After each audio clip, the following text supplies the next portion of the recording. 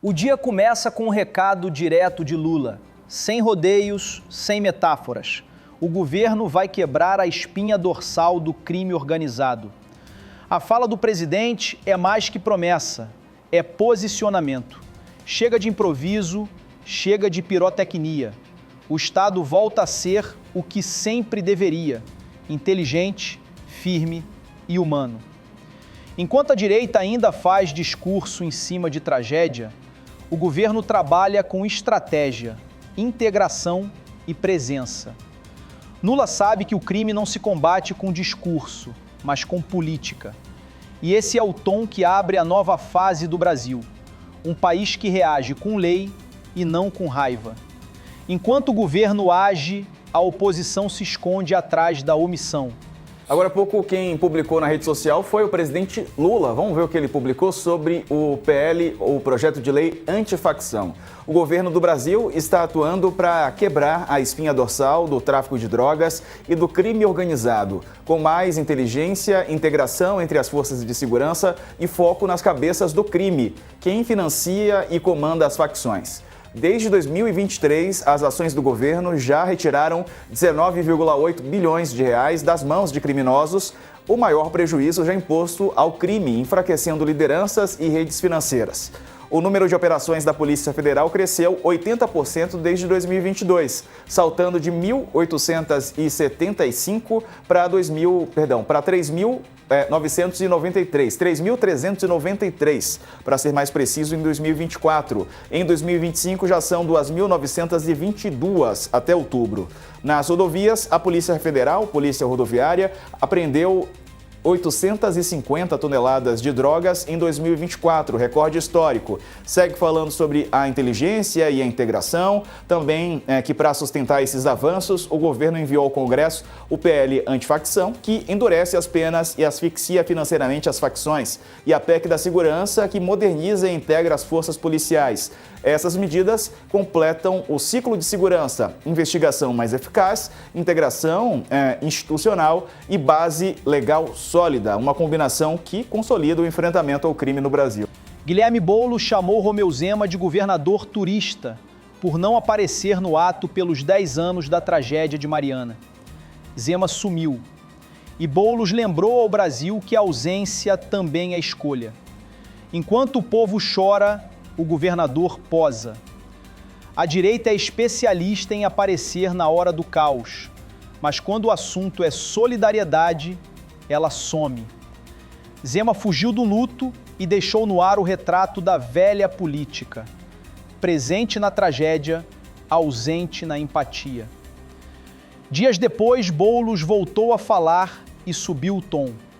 Ao comentar a operação no Rio de Janeiro, que deixou mais de 120 mortos, ele classificou a ação como desastrosa e foi direto ao ponto.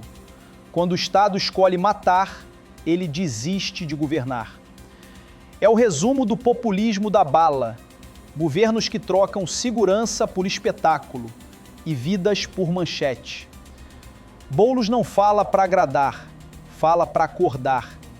E num país cansado de ver o sangue escorrer sem resposta, essa é a voz da lucidez. Mas enquanto a esquerda fala de política e humanidade, a direita insiste em drama e vitimismo.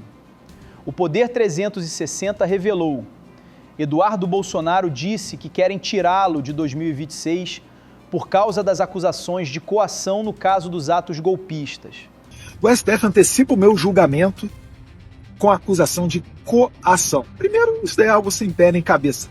Eu não tenho nada à minha mão que possa pressionar os ministros do STF. Eles falam que a sanção poderia ser o meio de coação. Eu não tenho caneta nem poder para assinar nada disso, então é um instrumento que não está à minha disposição. E tampouco trata-se de um instrumento ilícito, porque é a lei Magnitsky, uma lei norte-americana.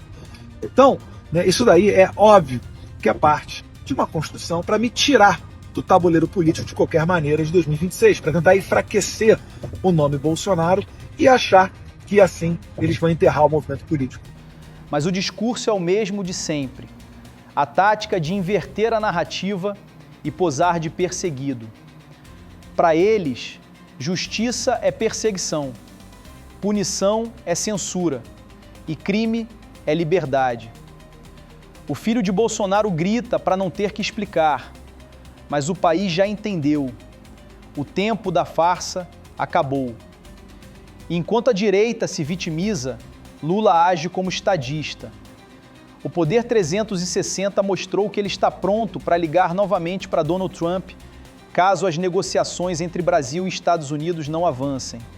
Destacou para essa negociação o secretário de Tesouro norte-americano e também um funcionário do mesmo departamento para negociar com o governo brasileiro esta questão das tarifas. Na semana passada, César, um dos negociadores norte-americanos, disse aos jornalistas na Casa Branca que as conversas seguem, mas que ele acredita que um resultado pode ser obtido em semanas ou meses. Em entrevista à agência Reuters, o presidente Lula disse que vai ligar para Donald Trump depois da COP30, a Conferência do Clima, que acontece aí no Brasil, caso as equipes dos dois governos, Estados Unidos e Brasil, não cheguem a um resultado prático sobre as tarifas logo.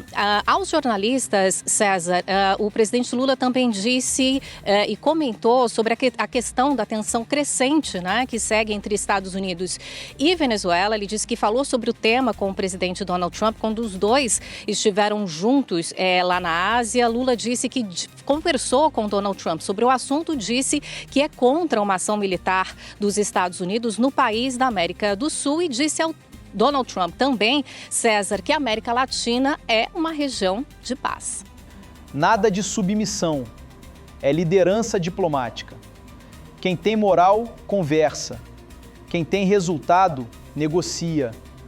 Lula mostra que o Brasil voltou a ter voz e que não precisa se ajoelhar para ninguém para ser respeitado.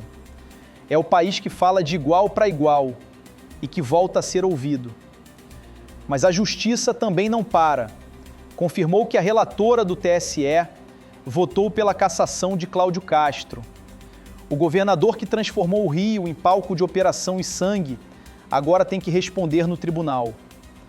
A ministra Maria Isabel Galotti, do Tribunal Superior Eleitoral, votou nesta terça-feira, 4 de novembro, pela cassação do mandato do governador do Rio de Janeiro, Cláudio Castro, do PL, por abuso de poder político e econômico na campanha à reeleição de 2022. Ela também pediu a inelegibilidade de Castro por 8 anos e a realização de novas eleições no estado. O voto da relatora condenou ainda o ex-vice-governador Tiago Pampolha, Gabriel Rodrigues Lopes, ex-presidente da CEPERJ, e o deputado estadual Rodrigo da Silva Bacelar, do União, ex-secretário do governo. A decisão foi proferida no julgamento de recurso do Ministério Público Eleitoral e da coligação do ex-deputado Marcelo Freixo, do PSOL, que buscam reverter a absolvição de Castro pelo Tribunal Regional Eleitoral do Rio.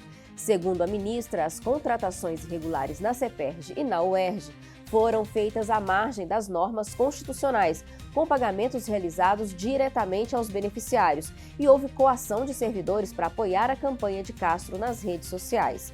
O julgamento foi suspenso após pedido de vista do ministro Antônio Carlos Ferreira, sem data definida para a retomada. A defesa de Castro afirmou que o governador apenas sancionou leis e não pode ser responsabilizado por eventuais irregularidades. É a lei chegando onde o helicóptero não chega. O Estado que atirava agora ouve a justiça bater a porta. O julgamento de Castro é mais que um processo. É o símbolo do país que cansou de confundir violência com coragem. E se você está acompanhando até aqui e acredita nesse Brasil que reage com lei, já deixa o like, comenta o que achou e se inscreve no canal. Isso ajuda o vídeo a chegar mais longe e faz a verdade ecoar mais alto que o ódio. E olha como o jogo virou. O mesmo Tarcísio, que um dia chamou Moraes de tirano, agora, como revelou Bela Megali do O Globo, teve que pedir desculpas. O homem que debochava do STF agora pede perdão ao ministro. É o retrato perfeito da virada de poder. Quem gritou, hoje silencia. Quem afrontou, agora acena.